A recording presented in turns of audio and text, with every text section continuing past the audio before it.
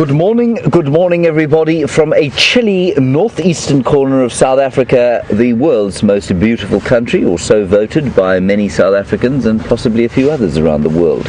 We're sitting here in the Kruger National Park, the western fringes thereof. The dawn has just broken and it is a chilly 13 degrees today. Unusually cold for this time of the year. I think a cold front has just come through. I think there's another one following it, and for us we say cold. I'm sitting here in shorts. The coldest temperature it ever gets here is about 4 degrees, and it goes up to about 40 during the summertime. Now that in Fahrenheit, if you happen to be living in the 18th century, sits at about 56 degrees today, so pretty chilly start to our day. I'm sure it'll warm up as we go along. You're on a live safari, in case you've stumbled across this website and while trawling the internet, and we'd love to talk to you. Hashtag Safari Live or questions at WildEarthTV. If you want to talk to us or ask us any questions about anything at all, well, within reason, would be good to hear from you. My name is James Hendry. On camera today, making his sort of debut in the live safari business, is Tebs. Welcome, Tebs. Tebs is from Johannesburg, so this is a nice new world for him to be living in. On the other vehicle we have the glorious Jamie, and she's being filmed by the equally glorious VM Dorenbrach, and they are in the deep south of the property at the moment, following up on some lions.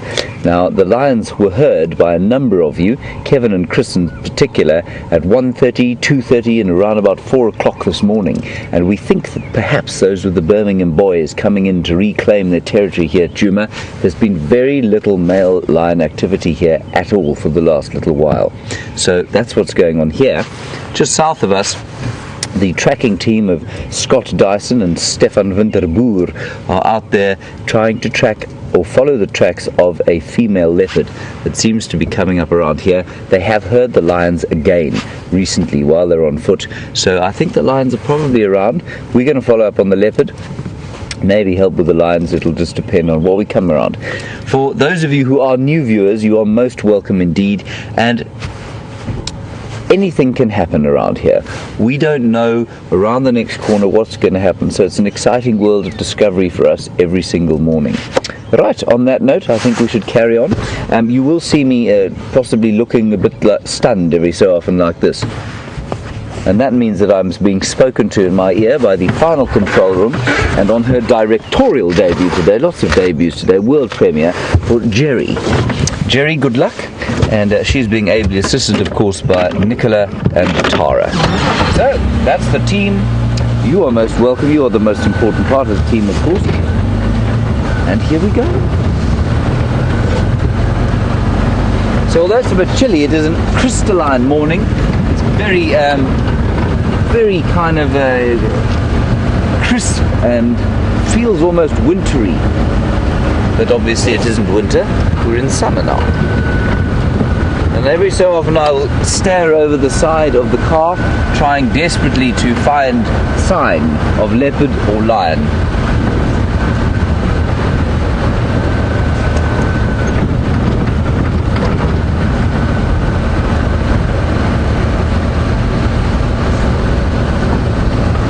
Well, now there's some very exciting news for you today. For those of you who are long-time fans, you will remember Tara Piri.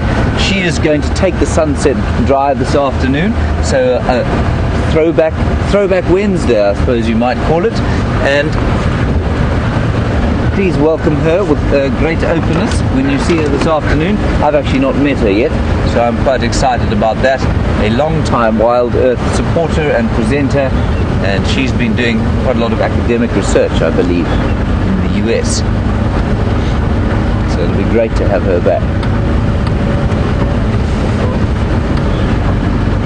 I'm just going to get an update from Scott on those tracks. I'm going to stop here in this beautiful clearing, and I'll get an update on the tracks, and we'll decide from there which route we're going to take. We were going to go straight on to Arathusa, but I think we're going to stop here for a while and just figure out where those tracks are going. Not a great deal of animal life in the clearing here. Scott Dyson coming.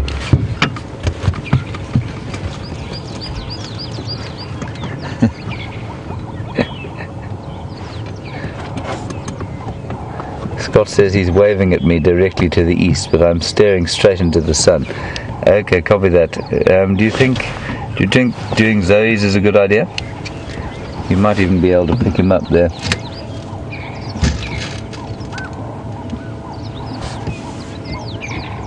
Okay, copy that. Right, there you may be able to see Scott Dyson. He is walking through the bush to the north of us there, trying to follow the tracks. Now, what we're going to do is stay, I think, in this area. And just to give you an idea, the tracking of a leopard is possibly the ultimate tracking experience that you can have out here. Because they are so light, they don't leave much of a sign. So if a leopard comes across a road like this, well, then you'll see them because the road is soft and sandy. But if you then have to follow them into the bush, it becomes extremely difficult and extremely rewarding if you ever find them. So what I think we'll do is we'll stay around this area and we'll just see if she hasn't popped out onto the road somewhere else, and we might actually turn around and go back up that Impala Road and we'll see if we can find her. Probably Shadow or Karula, if we're not mistaken. Right, carry on.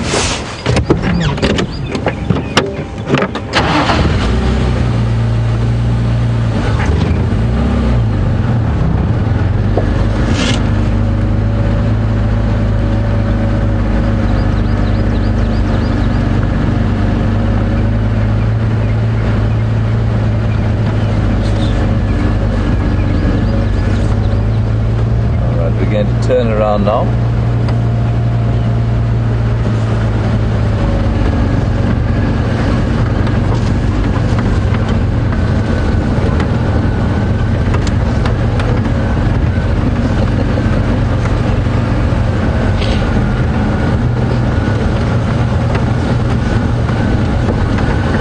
Thank you, Auntie Lynn, for your very kind comments to Tebs, and you hope that he's prepared for the amount of food that he's going to have to eat on my watch and the dancing and singing that he might be required to do.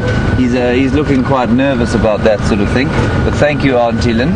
We will do our best to encourage Tebs to partake of all the good food that we get out here. There is the great Stefan Winterboer as I speak. I'm going to stop here and just get an idea from him. There he is walking through the bush. You can see the lone figure of Stefan tracking. Well, it's always good to get your first mammal under your belt. The first mammal being Homo sapiens, walking through the bush as he once did many years ago, not with quite that modern equipment. Right. Quite a nice picture, seeing a person walking through the bush.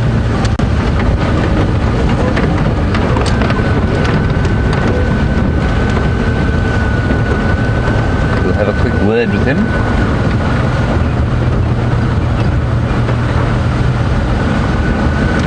Good morning. How are you? Yeah, full of joy. Where have the tracks gone? They came when you run. They came straight across the open area. That's how the termite farm. Yeah. So, but onto the open area, difficult. Okay. Heading to this drainage line, which is all right. Okay, I will drive very gently up this road then, and just see if we can't see them coming across. Okay. Good luck. Thank you.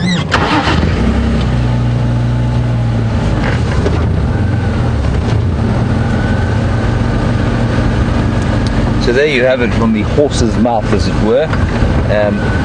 Difficult, very difficult to follow tracks across the grassy clearing. There's also been quite a lot of hyena activity in this area, and sorry, I'm just checking something there. And while the tracks are not confusable, sometimes, well, they are, but on substrate like this, on this kind of sand, it should be okay. It should be pretty easy to spot the leopard tracks if she crosses this road. And the trick is you've got to keep looking underneath the branch, underneath the trees, on top of the trees, in the shade. Leopards do quite a lot of hiding, really. They're brilliant hiders. What I'm also going to do is try and get an update from Arathusa. We're right on our western boundary here, so we just need to get an update from them and find out if they've seen anything of particular import.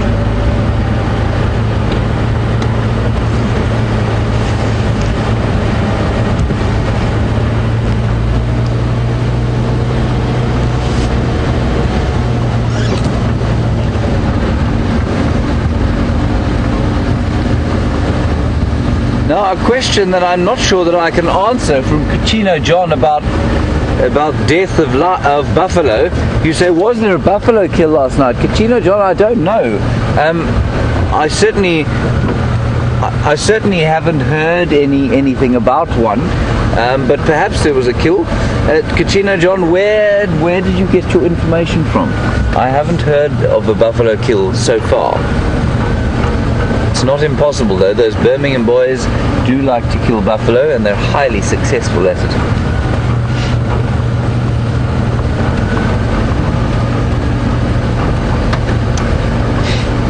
So this dawn light always brings a sort of sense of expectation, especially if it's a cool dawn. The expectation is that the predators will still be moving a little bit, so it's always good to... There's always this kind of sense of excitement, and that dissipates slowly into the kind of peace of the mid-morning as the heat starts to build.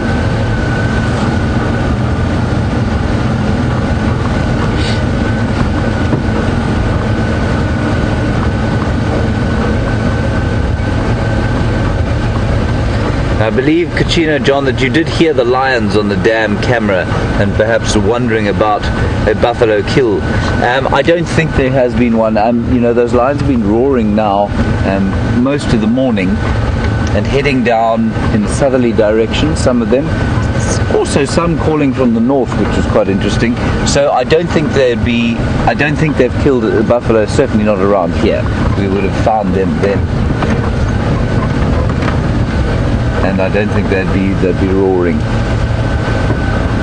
If they were sitting on a kill, you know, they certainly wouldn't be moving and roaring if they were sitting on a kill. So I don't think they've killed anything.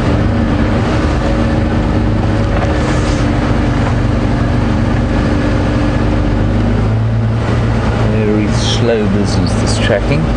That's okay. It's just lovely to be out here.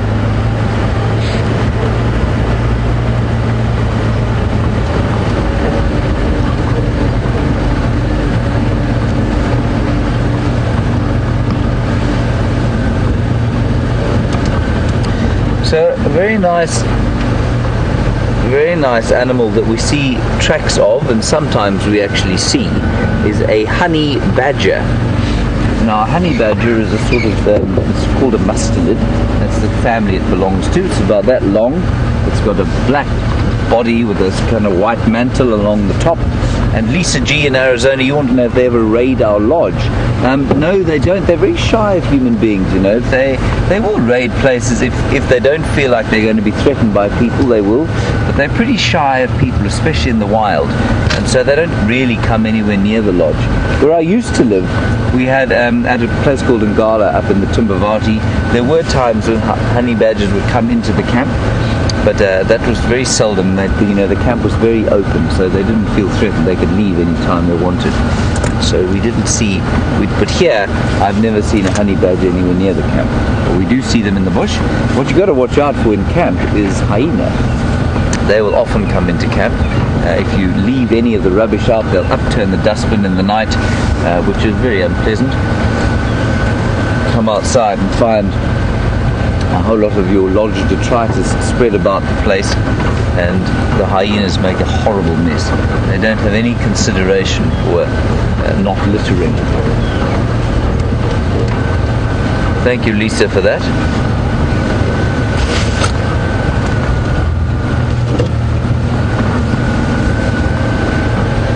Very slow business. So what we'll do is we'll just do a loop around this whole block here and see while Scott and Stefan are on foot.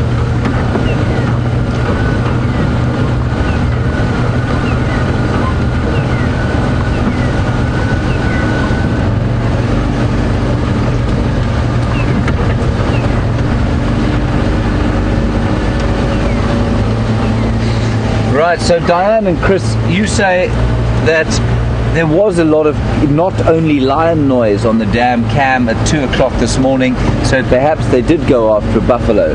That's very interesting. There's certainly Taxon and Aubrey are also looking for the lions with Jamie, and on that note I think let's hand over to her and she'll tell you a bit more perhaps about what she's found so far in the way of lion tracks, and I will continue on the leopards and we'll see you in a little while.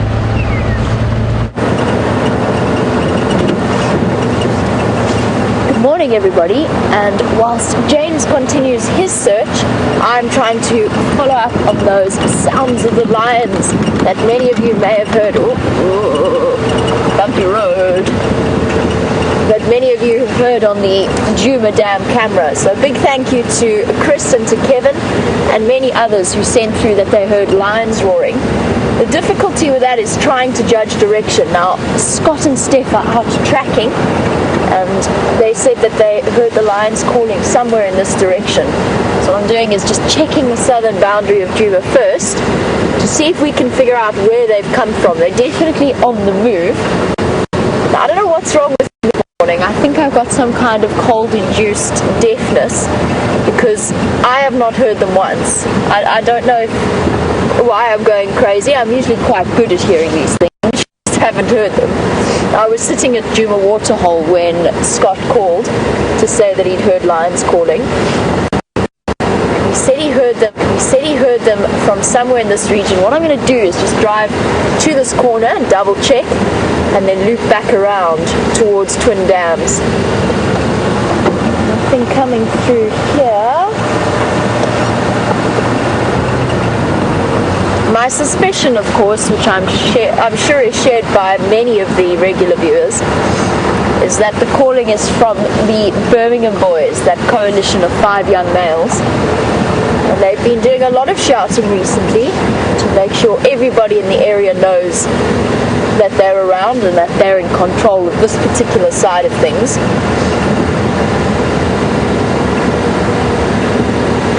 As I said, it is absolutely freezing this morning. I haven't been this cold since August probably. It's so chilly. But I think we might be seeing the tail end of the cold front because it's gone nice and still. That wind that was whipping about yesterday appears to have dropped. I really need to sneeze and it's stuck. Okay, sorry, back again. And once the sun comes up with this nice still wind, or this nice still weather, then we'll definitely be heating up. No tracks on this side. It's interesting because if it was the Birmingham Boys, they must have come from Arathusa at some point, somehow. They must have taken a path, and yet their tracks haven't come through on this side, so maybe it's not the Birmingham Boys, maybe I'm wrong. Unless they've done a big loop around to the south of us and crossed further up Gowrie Main, which is also a possibility. Either way, they most definitely did not come this way.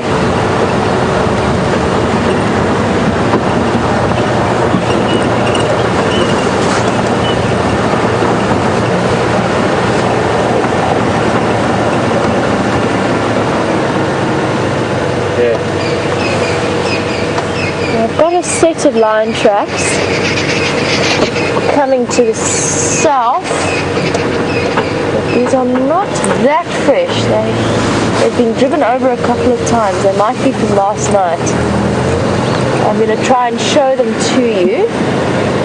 Let me find a nice example. I think the best example might be that side. Can you see them? Cool. Perfect. I'm looking at, there you go, fairly fresh. It just looks like 2 sets of tracks. I think this is the Salala Pride from last night. These are tiny, some of these are quite tiny tracks. They're definitely not Birmingham Boy tracks, just judging by the size. What I might do so I can demonstrate what I mean is hop out and put my hand next to them so that you can get a little bit of a scale of size. Give me one moment. I have to to detach myself from the wiring.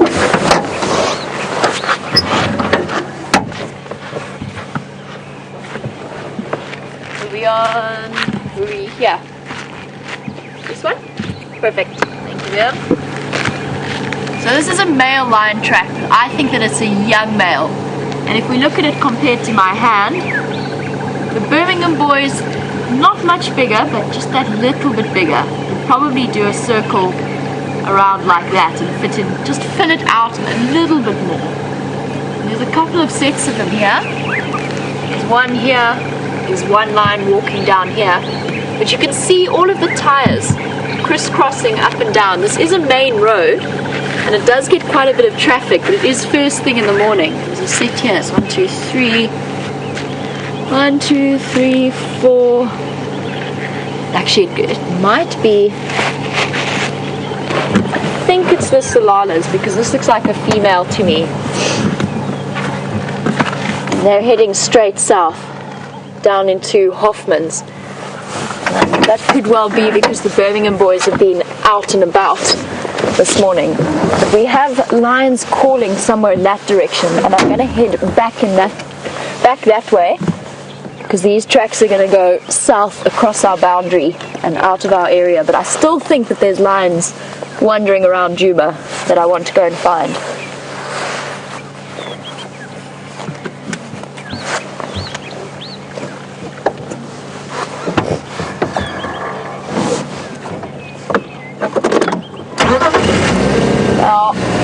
For those of you who might have missed the last few live drives, the Salala Pride, which is that pride that has moved up from Londolozi or moved north from Londolozi into our area and we've been seeing fairly regularly, they were pushed out by the Matimbas because they have 3 very young males with them who I think have been beaten up in the past by the Matimbas, which has caused the Salalas to go on the run. And over the last few days they've been feeding off a buffalo kill around Arathusa.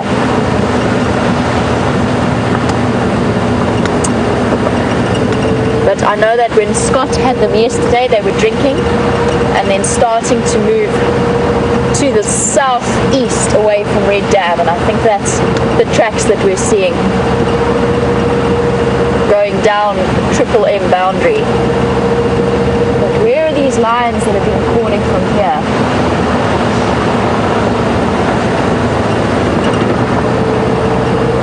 I just want to call in on the Game Drive channel that there's tracks there.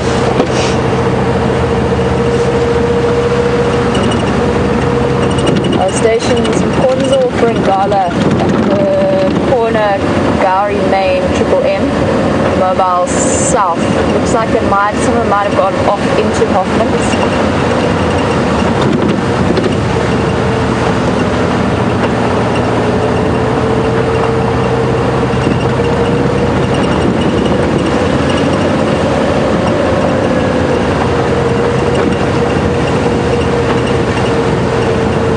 James, I was just about to ask you what your route is. I'm going to double check around Treehouse Dam, see if there's any Ngalo evidence there. Otherwise I was going to follow up down south on those tracks.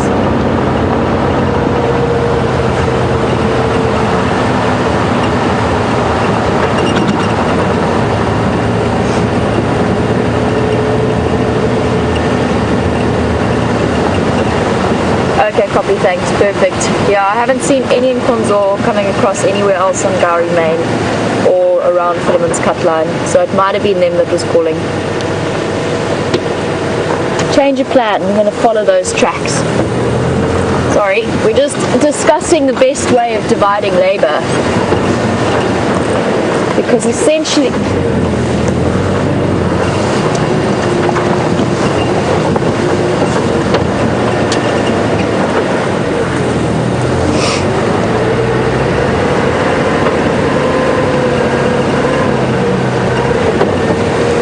Now, Lisa G, you were wondering why they might be calling, and if it is because they're calling in response to other lions being around, and it could well be.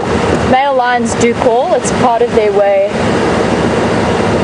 is part of the way of them establishing where they are in their territories.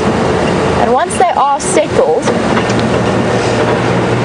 then even the females will call as a way of establishing where they are. Good morning. Morning, how are you? Good, and you? Morning, man. Yeah. I'm currently in Love driveway. Oh, awesome. Triple M, they cross into Parallel. Thank you, Roy. And Shambin Low, Ngalang Konzo, the Basilic already spotted Ngalang Konzo on Zebra Drive, the Ita block going straight northwest. Northwest. Madoda Ngalang Konzo, Safari Street, heading north. Sure, where they all going? Yes. I see those tracks there at the corner there. Yes. Yeah. Yeah, I think the same last night. Okay. Yeah. Awesome, thanks. Because we heard them colouring now this morning. Where? It's somewhere, they said somewhere here. I don't know. But I haven't seen any tracks apart from those. Yeah, because one Madoda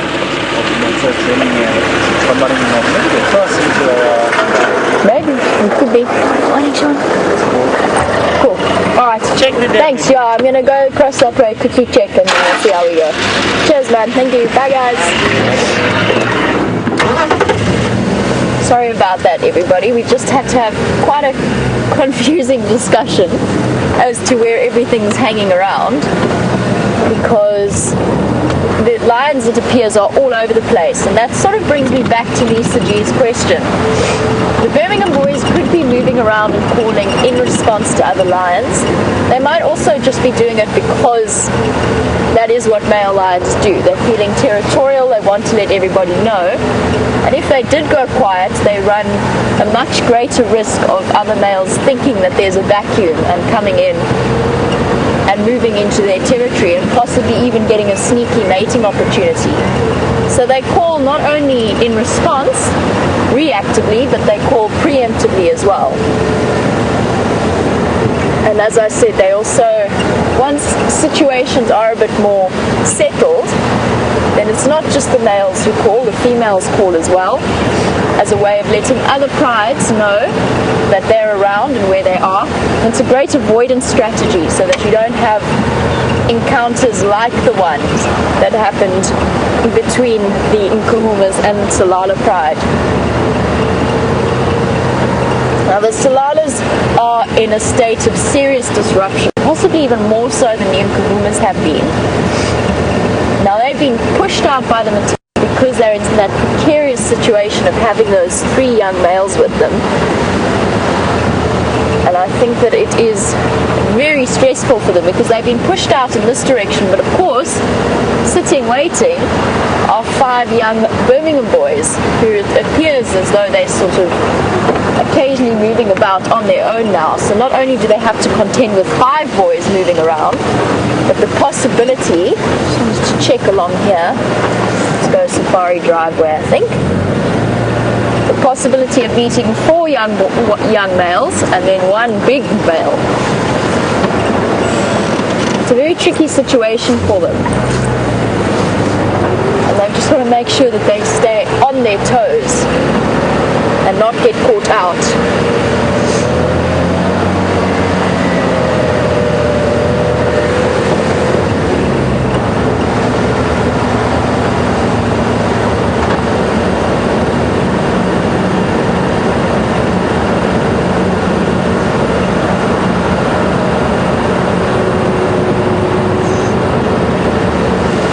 Interestingly enough, we've got an update from Shanae saying that there are 3 young males around Nkora Waterhole this morning, and we've got confirmation that those are the 3 young males, the Salala males.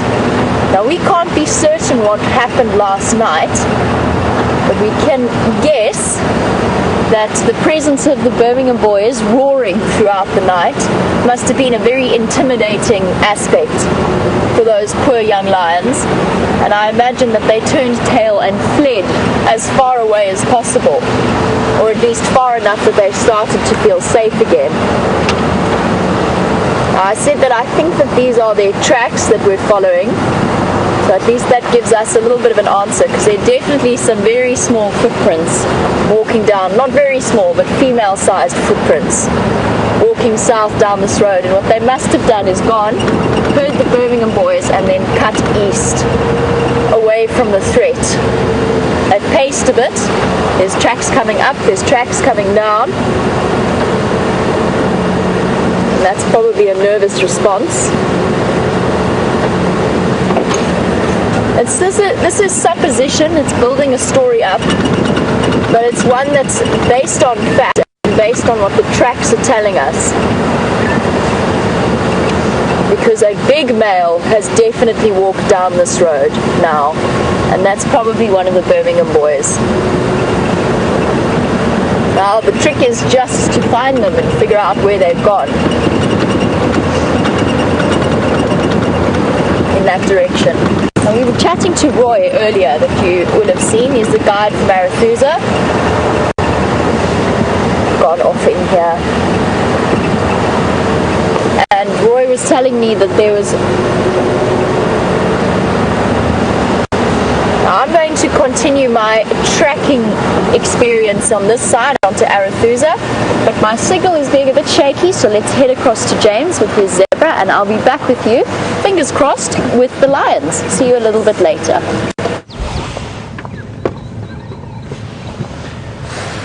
Well, it's not a leopard, but it is a zebra. And I think that they are extremely fascinating herbivores.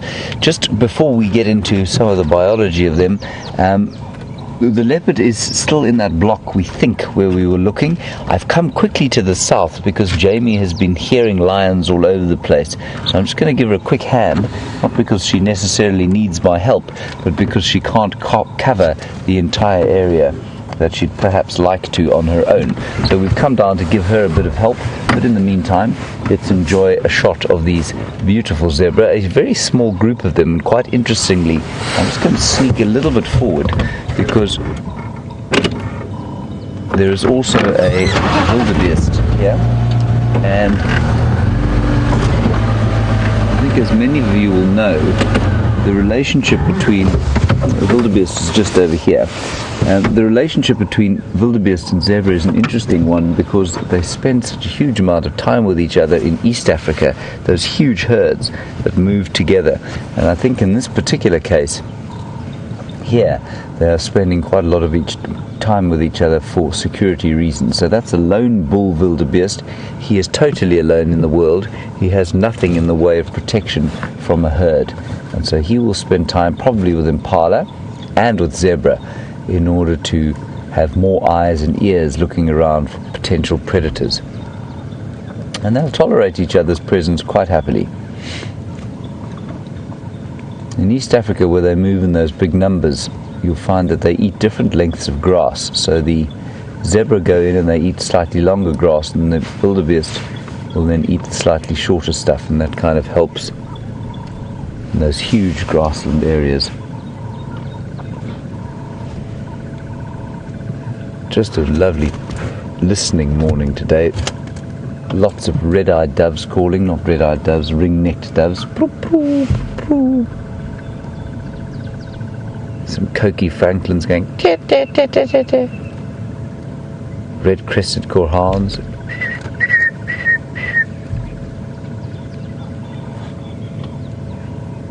Emerald spotted wood doves. And it's always, always a good idea to stop and listen. Our ears are extremely underrated senses.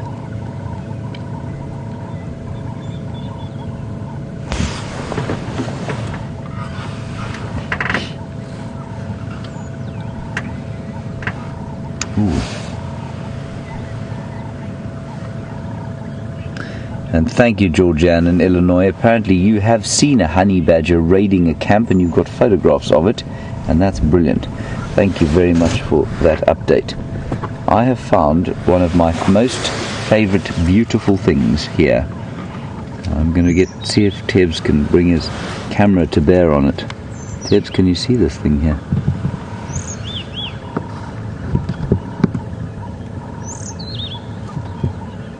Isn't that beautiful? It's called a burnet, or certainly one of those types of moths. It's a moth, if you can believe it. And the reason it's not flying away is because I think it's so cold that he will really struggle to fly until the sun has warmed his body up.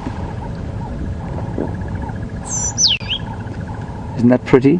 Look at the way his feelers are feeling around, trying to see if there's anything to eat on my hand. And maybe you can also see his proboscis.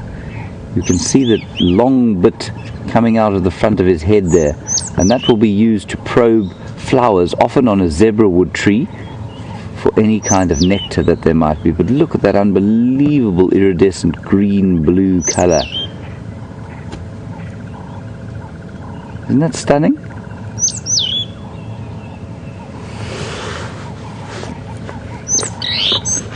Now, I believe that Jamie found one of these the other day and quizzed you for the name, and I'm not sure what you came up with. I've known them as burnets before, but maybe they are something else. I think perhaps you... Oh good, it was a burnet. Thank goodness for that. It's always slightly embarrassing to be put to shame by your viewers. It does happen, and so I've got used to it now, of course. Beautiful, beautiful thing. Right, I think let's put him back.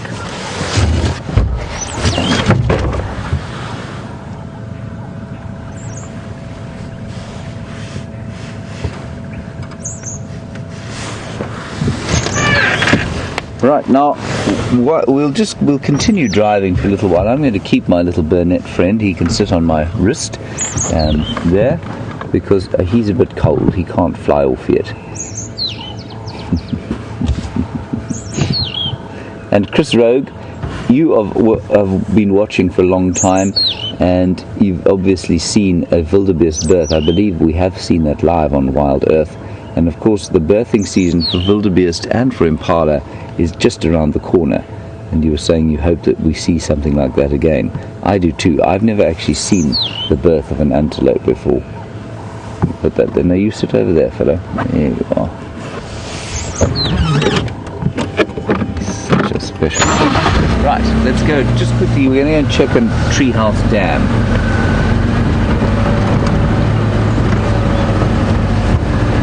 Well, Sandra, I'm very pleased to have acquiesced to your birthday request and found you a zebra on your birthday, so happy birthday to you.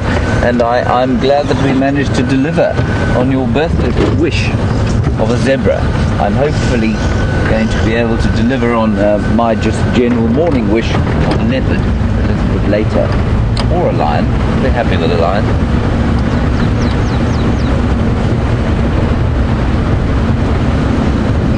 Our little burnet is still riding along with us. Ooh, there's some elephants up ahead.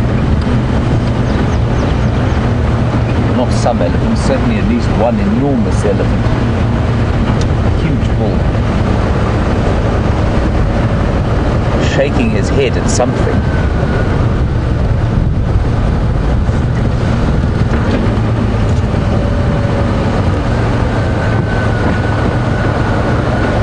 Going to stop here. There is a beautifully big elephant there. There he is. And he looks very irritated. That's a huge bull.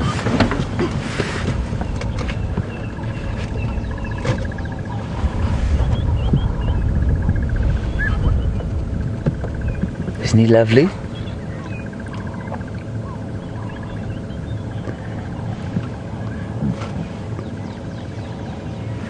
He looks very irritated, and I'll tell you why. He walked through here, shook his head, maybe when he heard us, and if you look between his eyes and his ears, you can see some moisture, and that's a streaming temporal gland, and is an indication of some kind of stress. I wonder if he isn't perhaps coming into must. Must, of course, for the elephant bulls is their time of mating.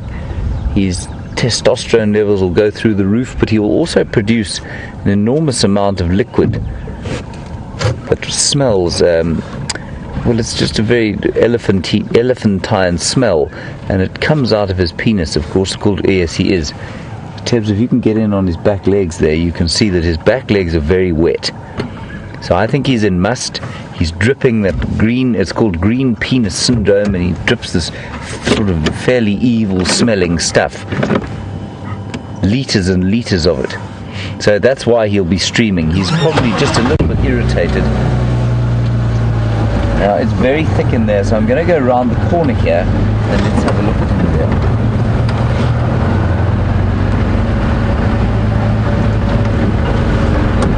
In the meantime, our little Burnett is still riding with us.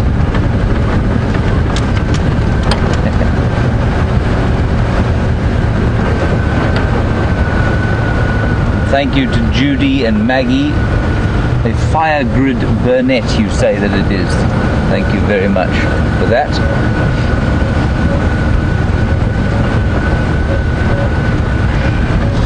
The elephant is going down through this area here. Can't see him right now. But what we'll do is we'll pop out on the road. I'm sure he'll come out on the road here. Just go round.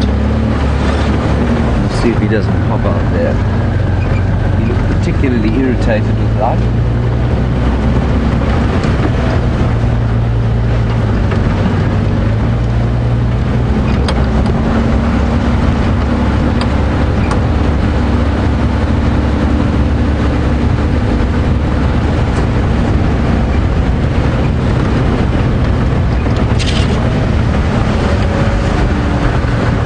He should be coming out some stage around here.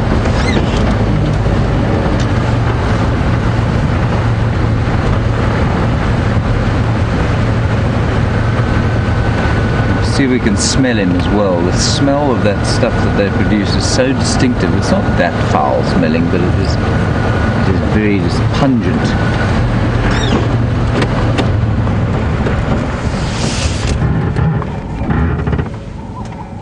We'll just listen quickly, see if we can hear him moving.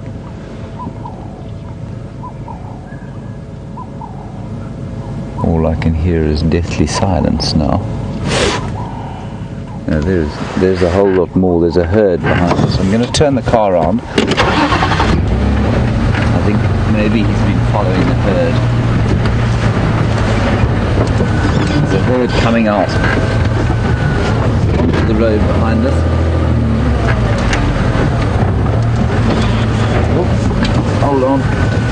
Hold on tight, everyone. Let's watch this herd of elephants here. Well, herd, I'm seeing a youngster, so I'm assuming that there's going to be a herd with him.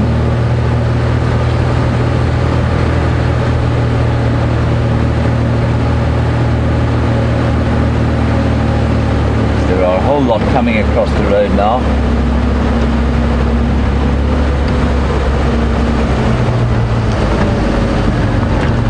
Not entirely sure what that extremely diminutive car is doing there.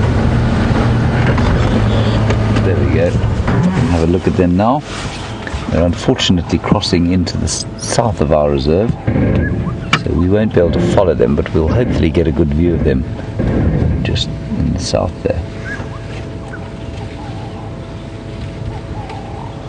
Heading past the rising sun. I do wish they weren't leaving Djuma.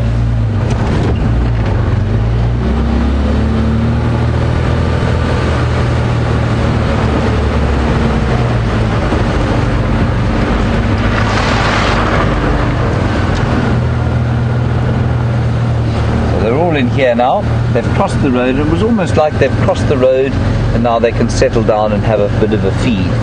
So we can't follow them in there, but we can certainly have a look at them from here, and you'll see them melting off into the bush.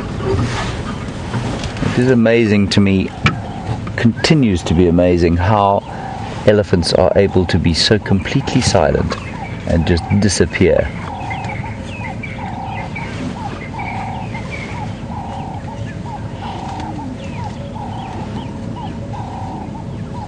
I can just hear them rumbling.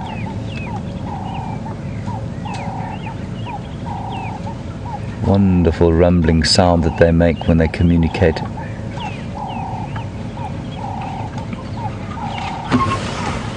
So what I think is that bull who's in must is probably tailing this herd, and there might be a female coming into estrus, or perhaps in estrus already, and he'll be following the herd, trying to see if he can't get some sort of mating opportunity.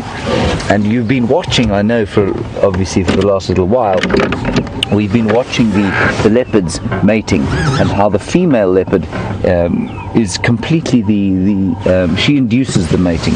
She's the seductress. And in elephants, it's precisely the opposite, as it is with most mammals, where the male does a lot of the seducing and running around and trying to convince the females to mate with him. And that's certainly what the elephants do.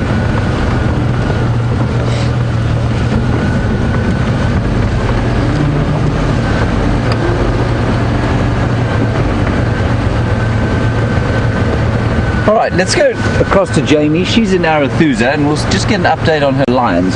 I'm going to go and check Treehouse Dam and see if there isn't anything there. She thought maybe that there was some more lion activity over there, so we'll go and have a look there, and I will see you a little bit later.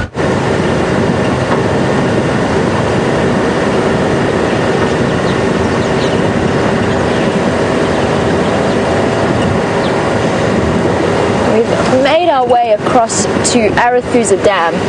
Now the tracks that we were following as we went along Triple M, it looked like the lions, some of them split off into Hoffmans. One big male walked all the way along Safari driveway towards the lodge. So I've come across here to check and see if we can spot any sign of him coming across for a drink. Now the Arathusa guides are following up on some lion tracks further to the northwest of us, but that lion cannot possibly, the lion that was calling, cannot possibly have made it across Arathusa in the space of time between calling. Well, maybe, but that's very far to have moved as fast as it did. I still want to double check really, really carefully, but I want to pop my nose down towards the dam and just see if what we can see here in terms of bird life. There's not much happening though. No, not really. There's a couple of hippos that are very much submerged as mossy, weed-covered islands. Yeah. Something off that side. There you go. You can just see the tips of some nostrils and some ears.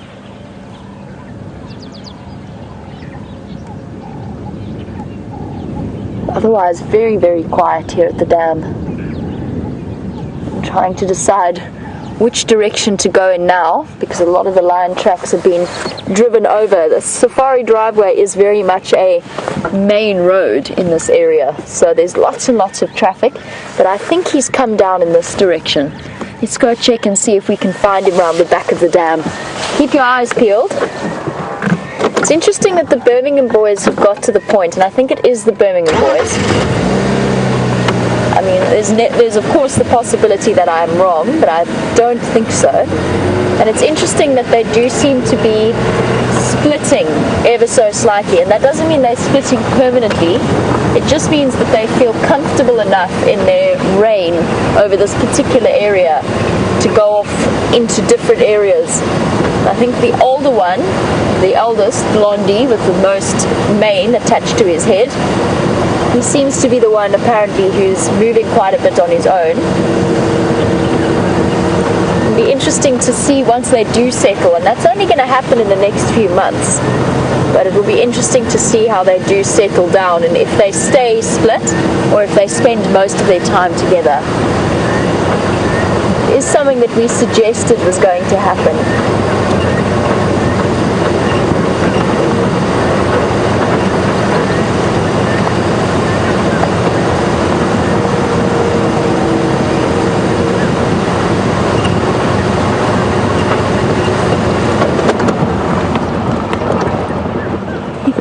Hello, little guinea fowl. Whoopsies. You always see them round here. This particular group lives around here, and you can hear some of them calling.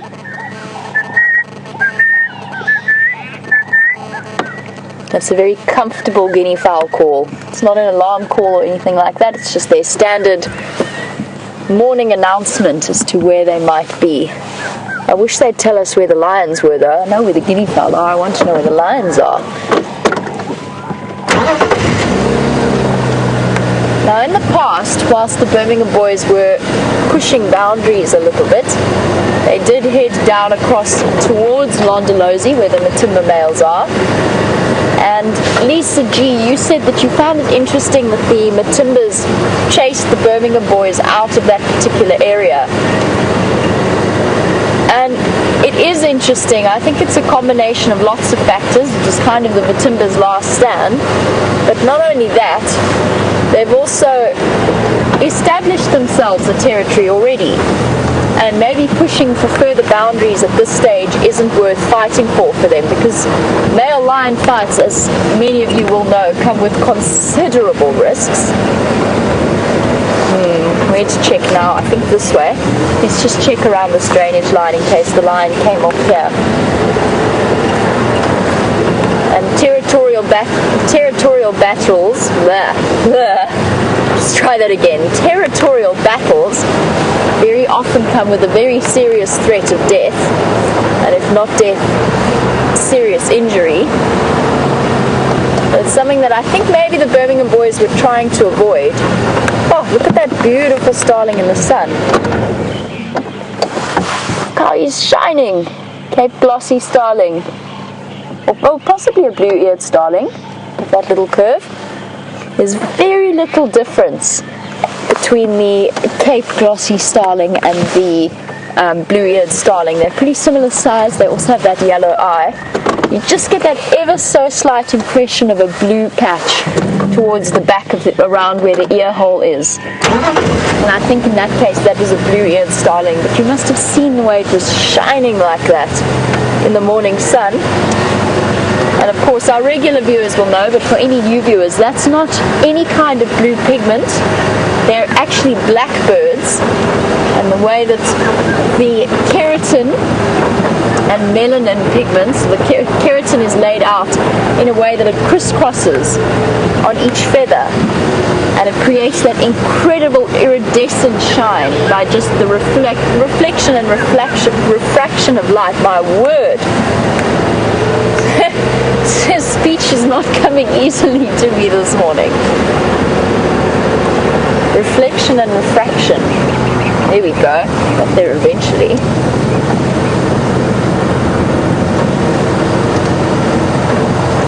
No tracks coming down this side.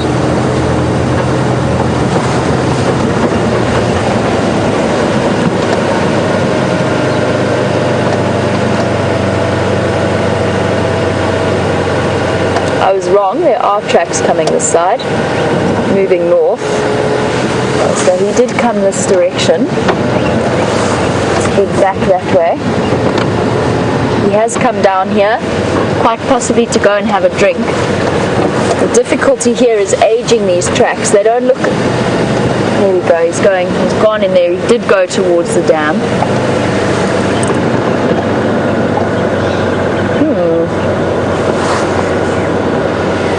They look fairly fresh. Let's just do another loop around. I think he must have crossed somewhere. I must have missed his tracks. Maybe coming out through by the dam. Now, we've been chatting about birds whilst I track lions. We had that beautiful Cape glossy or blue-eared starling. The one thing we've been missing, we've got most of our migratory species back, but one thing that I completely agree with Jane, who's watching in Colorado, you cannot wait to hear the woodlands kingfisher and to see them. And I completely agree with you. We should be seeing them really, really soon. Now, I went back to visit the reserve I used to work on fairly recently, and the woodlands are usually back there before they get back to our side, where we are in the Sabi Sands, and they hadn't arrived yet. So maybe in the next week or so we can start, but we never know, they could be here today. Keep your ears open. Naturally, there's always great excitement with the first arrival of the woodlands kingfisher. And for new viewers, it's an incredibly beautiful kingfisher, very striking blue and black colors.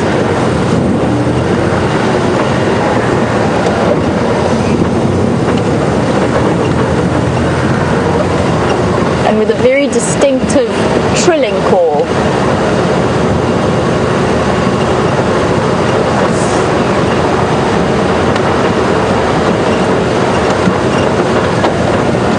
And just bear with me a moment, I want to really carefully check around this drainage line for this male lion. Definitely came through here.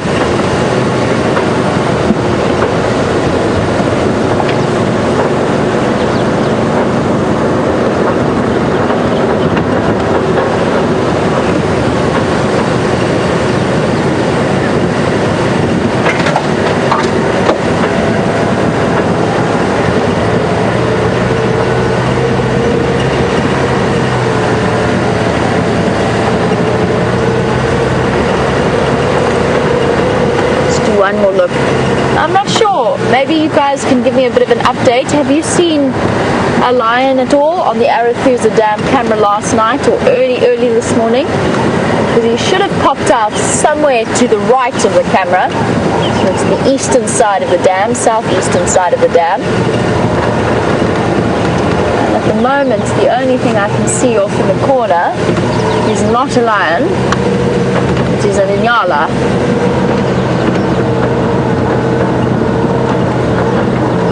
Let's go check in here anyway.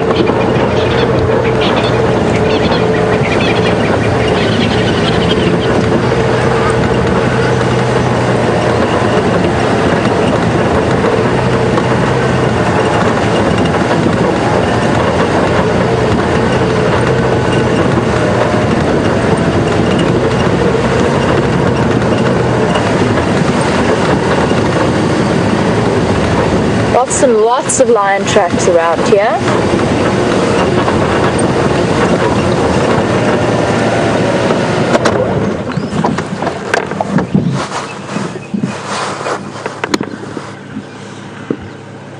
Here's our Nyala moving away in the incredible green light. Oh, there, hello monkey. I think if this lion was still around, the monkeys would be shouting at him.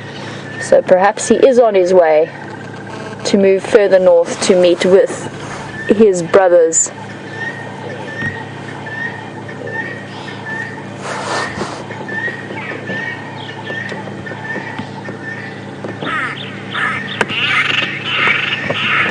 I'm just trying to listen to updates on the Game Drive channel. A little bit tricky to hear, but I'm going to head back towards the northern side of the reserve. Ooh. Starling's having a fight. As I said, it's one male lion, but I think he's making his way towards the rest of his buddies.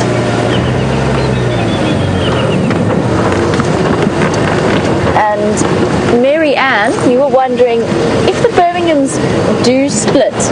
So if they split and stay that way for quite a while, would they then meet and would they reunite?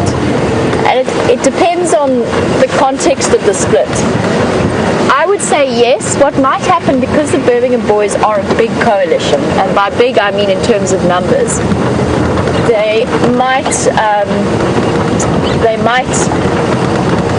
establish a very large territory and then split up so that some of them patrol, say, the western boundary, some patrol the eastern boundary, and they stay pretty much split up, but reunite every now and again if the coalition's territory is ever faced with some kind of serious threat. Now, it's unlikely that they would fight in that kind of context if they were moving around, sometimes bumping into each other, but really keeping separate. But if we have a situation like what happened with the Matimba males, and the Matimba males split up completely. The Matimba coalition was originally a coalition of, I think, 6, and it split into 2 and 2.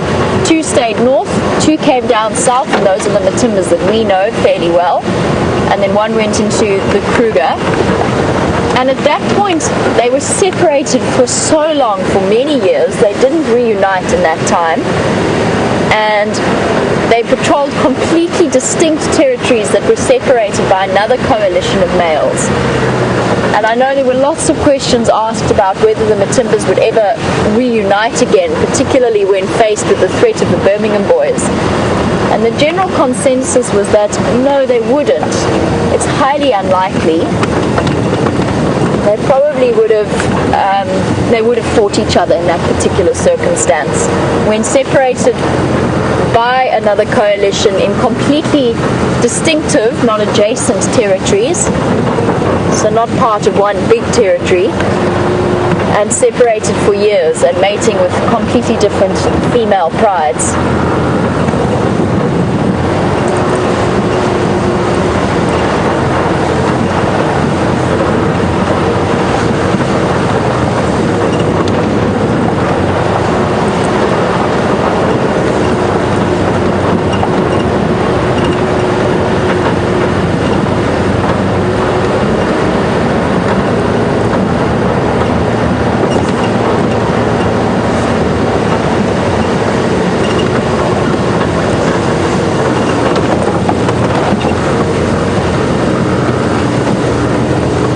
I do want to make my way a little bit closer to some of the other guides to see if I can get their update, because these tracks have disappeared somewhere around that dam, but he's definitely not there. And in the meantime, let's head across to James, who has some elephants to show you, and I will be back with you a little bit later.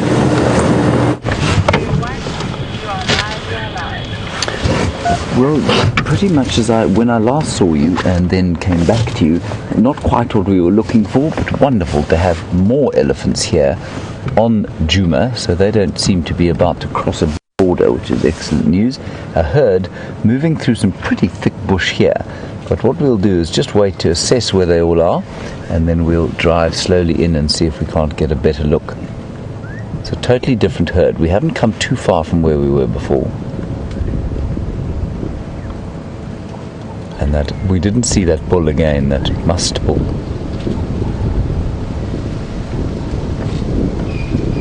Now, just to give you an idea of where we are in relation to Jamie, if you're looking at that elephant, we came to Treehouse Dam to check if there were some tracks here, because she thought there may have been a split in the coalition, and she is now, Treehouse Dam is off to the right hand side of your picture, and Jamie is to the left hand side of your picture by about, well, at this stage probably 4 kilometers or so.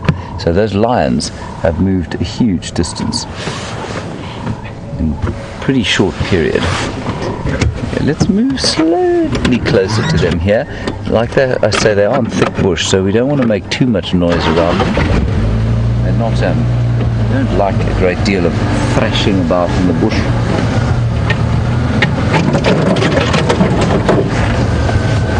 Very difficult to sneak around.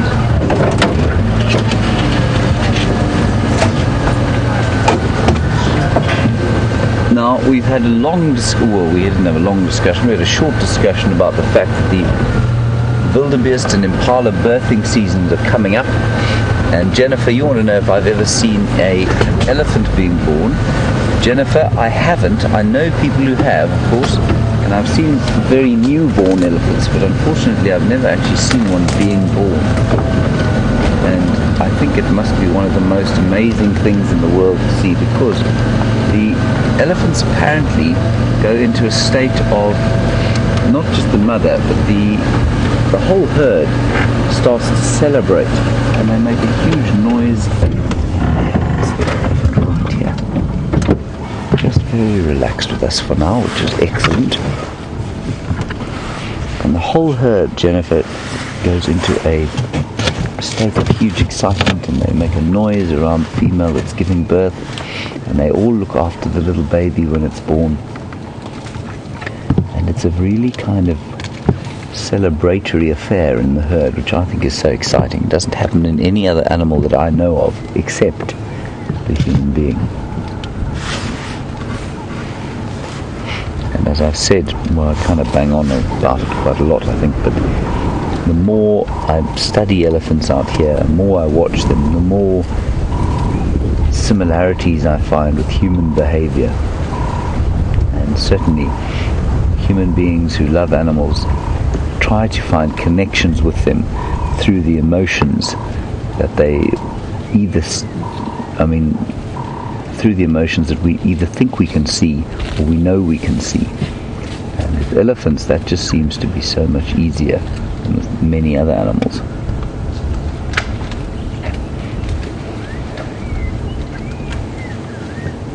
And one of the big things, of course, is the gaining of trust. That with animals is a key. If you ever want to really discover how they behave in the natural environment, gaining trust is extremely important. And that's what we do, especially with elephants. It's a process of deep respect. And so you always watch their behavior and make sure that you never push them hard and make them upset with making a noise. You try not to. Well, I'm going to go a little bit further forward. There's another elephant behind them. It is very thick in here, like I say. I'm going to just drive very slowly through here. Sorry, little chap. Stop here. There we go. He's just trying to eat and is a little bit nervous by the noise that we're making.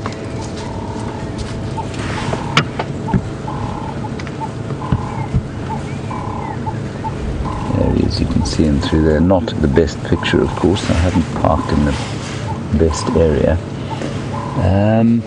Tebs, I think what we'll do is let's try and go around that little termite mound there and see if we can. Well, no, here he comes.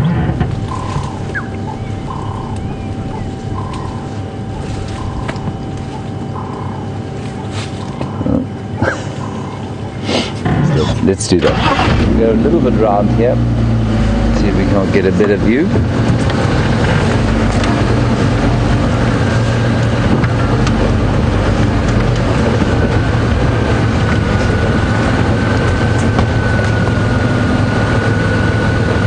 There's a great wall of trees all around us.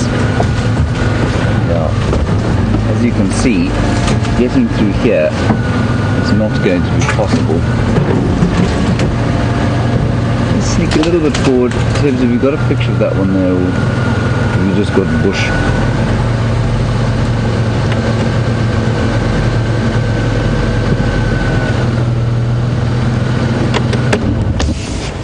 Let's just sit here for a few minutes and see what they do, see if they don't come out.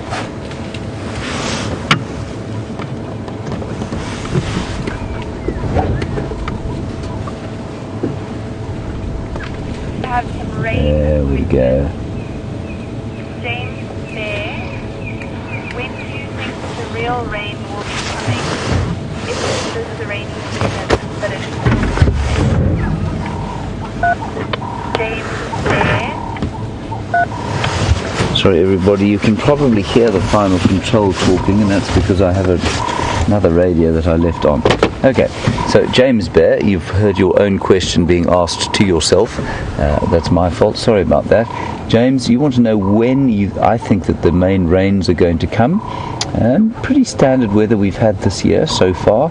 A couple of early sprinkles in spring, a bit more rain in the last week or so.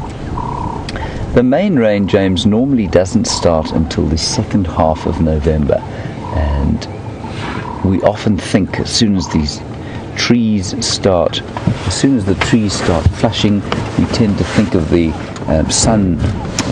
we tend to think of the summer being about to start, which it does, and that normally in many parts of the world brings rain. So up in Johannesburg you'll have the first big thunderstorms sort of around September, October, and they get quite a lot of frontal rain there. But you come out here and the main rain, it stays very dry quite often until the end of November. And that's pretty much, I think, when we'll get rain. That's in a normal year. Now, I mean, normal year out here in the Lowveld, in fact, in many parts of Africa, is very difficult to discern. There's often the concept of an average rainfall is ridiculous because it goes up and down so much, and so you can't really say. But I would say in this area, certainly in my experience out here, end of November, well, halfway through November is when we start to get the proper rains, and that comes in big storms from the northwest and sometimes from the east, but normally northwest. It will come in over the mountains, swirl through here, and then it just, it's the most wonderful experience to have a proper big African thunderstorm out here. But the stuff that we've had so far, the little nice soaking rain, has been kind of frontal from the southeast. These elephants are not being particularly confiding. Clibs, maybe we can get one more look at them there. Then I will try and move the car, but I don't think we're going to get in any closer. Yeah.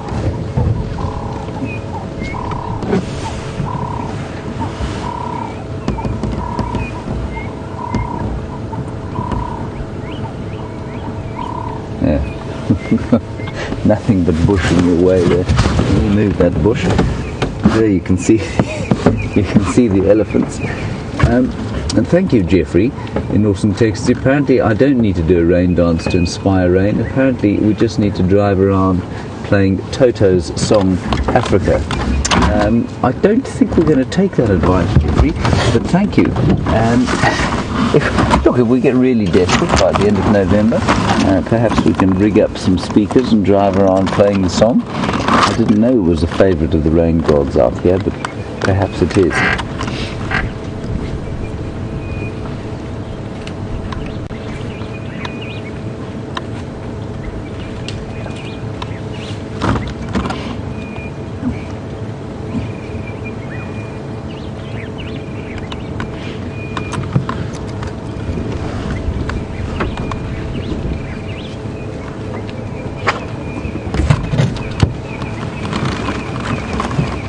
Now, a basic elephant social structure which consists of a matriarch and some related females, be they cousins or aunts or sisters, and the calves and their offspring.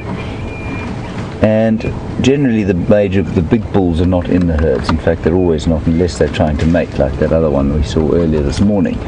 And Melissa, you say that there is a term called allo mother, which refers basically to the carers, if you like, of elephants that are not with their mothers. So a mother that, or a cousin or aunt that would look after a youngster when its mother wasn't around. And you say you've never heard the presenters use that term before. Certainly in my case, I can't speak for the others. Melissa, I've never heard that term before, so that's really interesting. Allo mothering. I don't know that it happens a huge amount in an elephant herd when the actual mother isn't around. So once the calf weans, they will spend time with different females in the herd, and often with the younger bulls and just maybe youngest cousins and siblings. They do spend time with them. If a mother does die, normally the calf will be adopted by another female, and especially if she's able to suckle, she will adopt that one. But I've never heard the term allo mothering before. That's quite interesting. Thank you, Melissa.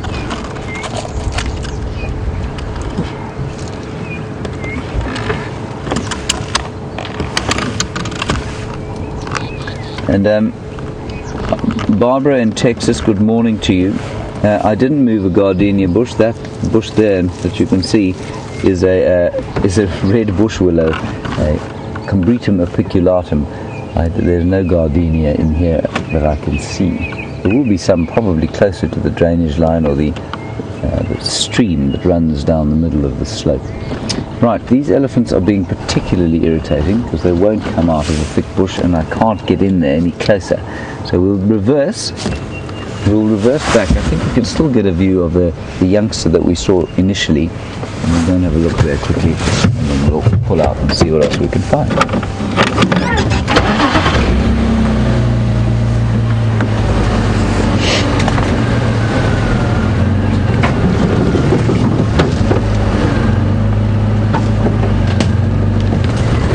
Now, often people would like to identify individual animals by different markings, And Lyle Washington, you say that the best way to do that with leopards is by their spot patterns. I agree completely. He's correct.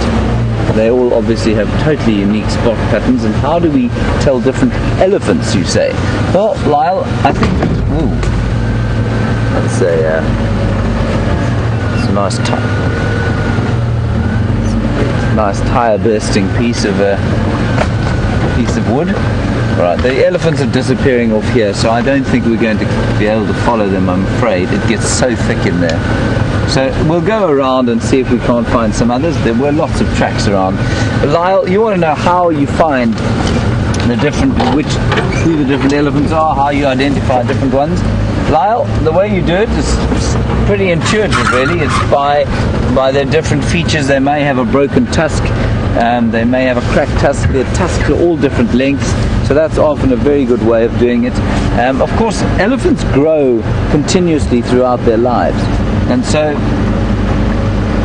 you can get confused. They also break their tusks every so often, and they'll wear them down. Their tusk shapes will change. So, I mean, to watch a single elephant from birth to sort of death, well, you'd have to be a 60-year-old researcher to do that. But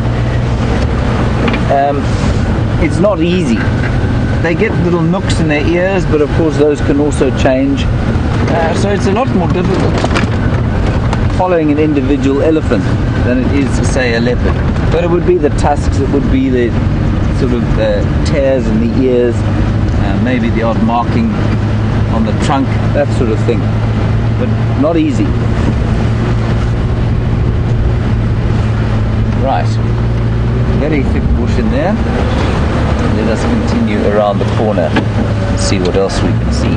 And the weather has not warmed up much. It's still pretty chilly. I don't think it's more than 15 or 16 degrees Celsius. 16 is, if I'm not mistaken, 61 degrees Fahrenheit.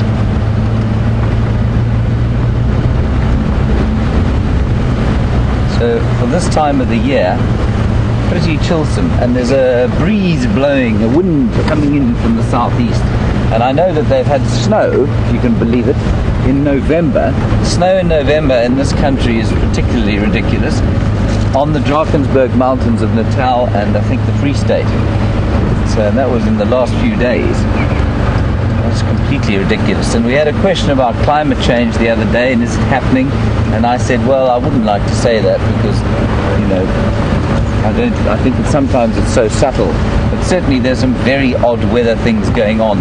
And one of our viewers sent me a message the other day to say that there seems to be some fairly odd weather patterning going on all around the world at the moment. So who knows?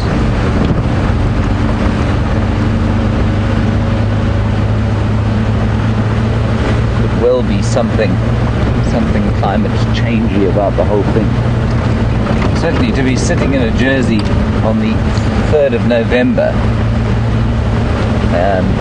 at 7:30 in the morning is unheard of.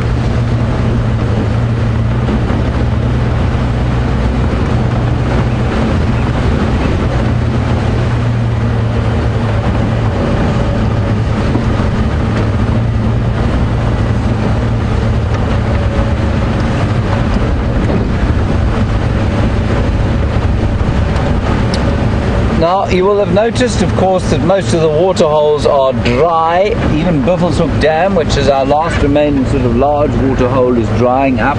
And apparently it hasn't dried up before. I was chatting to Graham, who is our basically the brains trust behind what we do here. And he said he's been around Djuma for 17 years and he's never seen Buffelshoek Dam dry. So it's getting pretty dry. If we don't get rain in the next 3 weeks or so, I suspect it will dry out. And GJ in Southern California, you've been obviously watching the Djuma Dam cam, and you're saying what's its lowest point. I'm not really sure what you mean by that, but you also say that it looks like a pile of fish bones, I think, and rocks. It gets very low, at least, I mean, it's at its lowest point now, so I mean, it's completely dry, there's nothing in it. And it will hopefully fill up probably after about 30 millimeters of rain or so, but it'll have to be a pretty big storm for there to be any water there. And then it will dry again very quickly unless the water table is brought up by some substantial rains. And often what you see is that the effects of a year of low rainfall are only felt the season afterwards. So that's what we're feeling now. The water table is low because of a very poor rainy season last year, and what that's meant is that the water table has slowly been denuded, and so these dams are not holding water like they would have. The grasses are definitely much more sparse than they would be after a year of good rain, and the trees will have used up quite a lot of their reserves to survive that bad rainy season. So if you have another bad rainy season, the effects will be that much worse. So most of the things out here in the water table can survive one season of bad rain, but if they have another season of really bad rain like that, then you'll really start to see the effects of dryness. Now that's not necessarily a bad thing. We use the term poor rainfall or bad year of rain to describe drought. Drought is an inevitable part of the African ecology out here, and it's a very important part of it. Without it, the variation that we see around us wouldn't exist. And droughts change the shape of the vegetation probably even more than the animals do. They'll kill off some of the trees. A drought will, it might make some areas thicker with trees. And so it really is important that we have these times of drought and times of wet, because that's how these African landscapes have evolved over the years. There are some impala. One of them is a unicorn. Now I bet you didn't think you were going to see a unicorn with us today. Well, lo and behold, there is a unicorn. I'll just stop here. He's really nicely lit there in the sun. And he has one horn because he's lost it having a fight, probably over a lady. Now let that be a lesson to any man watching today. You might lose your horns as a result of fighting over ladies. And that horn will not grow back. So he will look like that for the rest of his days.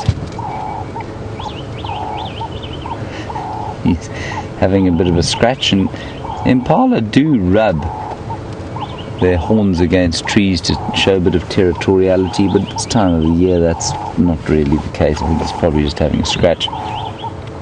Of course, he will be hugely disadvantaged in a fight over a lady, and the question as to whether he will fight again arises. I think he absolutely will. Impala fight over women, well, not women, ewes, because their testosterone levels eventually get the better of them when the ewes come into estrus. So the testosterone levels of the males go up, and they're then unable not to fight with each other. He will be far less successful with only one horn. He may even be killed during a conflict. But I don't think it'll affect his willingness to have a fight. What is quite interesting, and I mean, we were chatting about this last night around the fire. We've obviously we are doing quite a lot of research into different kind of aerial photography and aerial filming. You know, through the use of drones. We had a drone commander, Andrew, flying our drone over the Nat Geo Wild shows that we did, and we'll be reinstituting that fairly soon. And we were just chatting about the different interesting things that you would see in a herd of animals from above it, especially if they were not aware of being viewed. And I think especially like with a herd of elephants like we were watching there, we're seeing a very kind of we've got a view of them from the side, and we think we get an idea of what they're doing.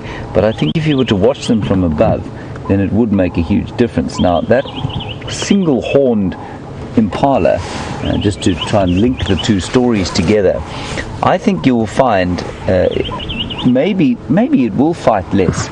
But what impala do is quite interesting. although when we're looking at them, it looks like only the big male manages to get a harem of females. There is a syndrome, a phenomenon in impala, and I think it happens in many other antelope, and it has a really nasty name which I'm not going to repeat, and apparently that's an official biological term, but what essentially it is that there are rams that will hang around knowing that they're not quite up to taking a harem, but as the females come into estrus, they will leap into the harem quickly when the dominant ram has his back turned, and they will mate quickly and then leap away again before they've been noticed. And impala mating is a very quick affair. It's not quite like the rhino, which take 40 minutes over it, and sometimes the male falls asleep while on the job, as it were, and they're certainly not like the leopards, which have repeated matings over 5 days. It's a very quick affair, probably takes less than 2 seconds. And so a ram like that with his only one horn might turn into one of those chaps who hangs around on the side of a harem and sneaks in every so often for a cheeky mating before he leaves again. Alrighty.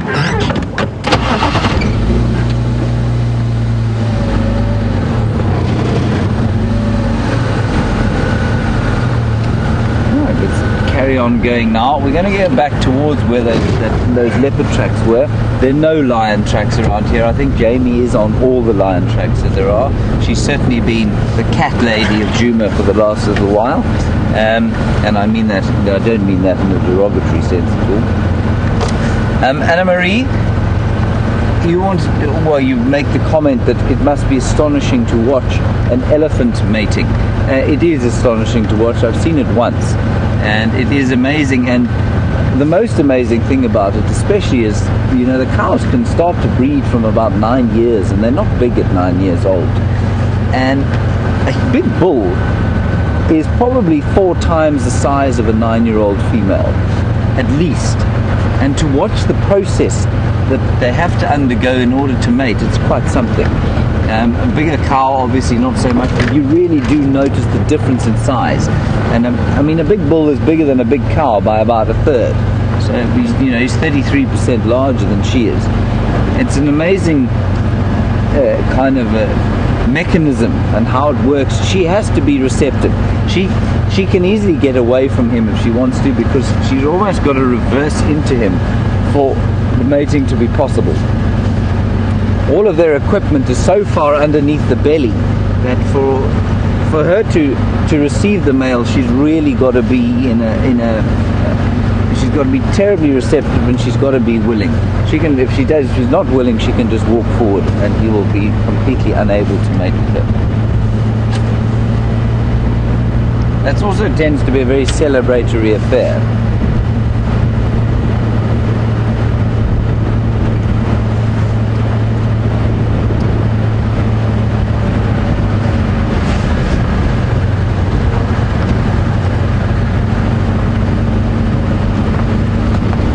Now, I drove along here earlier just before you came to see us, when we had the elephants. You were still with Jamie, and I saw that impala with his one horn, and I thought that perhaps I've seen him before, not too far from here, just around the corner on another road. And Sandra and Mish, you also reckon you've seen him before? Yeah, I think that it's the same chap, and he's hanging around this area in his little group of bachelors. And our birthday girl, you say, probably a very lucky thing to see a unicorn on your birthday. Yes, I think it probably is. Probably any time, really.